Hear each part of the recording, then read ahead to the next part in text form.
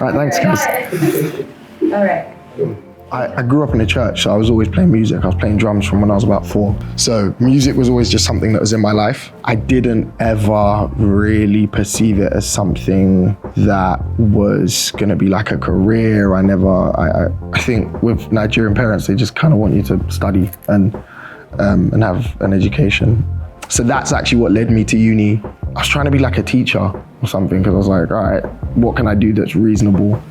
During my time at uni, I lived with my housemates and friends who were also like musicians, they were producers and stuff. And so I actually just spent like all my time in uni working on my first EP. During that time, I figured out that I was like, oh, this is something I can actually do professionally, and it's something that I can actually live off of. I would describe my sound as soul music.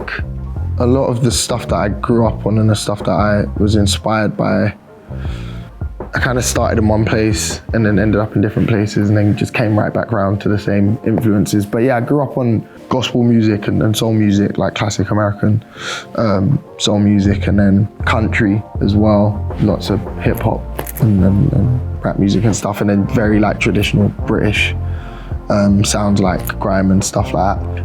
In a way, just anything that you kind of hear and experience, I think will always somehow find its way into your art. Yeah, everything that I've probably heard at some point in my life has somehow managed to find its way into what I create and shape my sound in some type of way.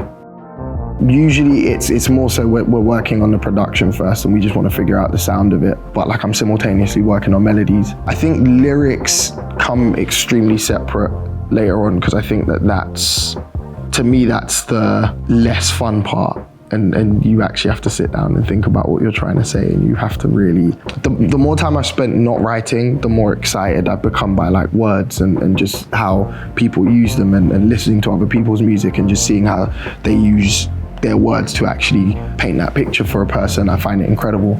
But yeah, for me, it starts off with creating the music, and then later on, then we get to the writing part of it.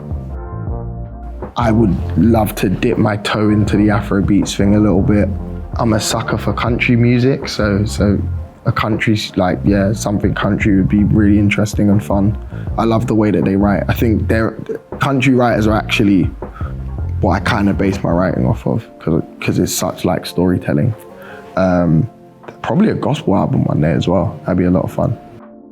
I don't know if there's anyone like in particular that I would say, but I really love seeing pictures of actors and celebrities or whatever, and even just like fashion designers and stuff from the 90s, and seeing how they dressed during that time. And then I'm getting more into the sort of 70s, just like street fashion and just how they dressed, and love loafers now for some reason, flared pants and all that sort of stuff. But yeah, I don't know, I think if I'd see something and I think it's cool, and I don't feel like it's necessarily, it could be a celebrity, it could be someone I just walk past on the street, but I think, yeah, just seeing the way certain people dress it's exciting, it's fun.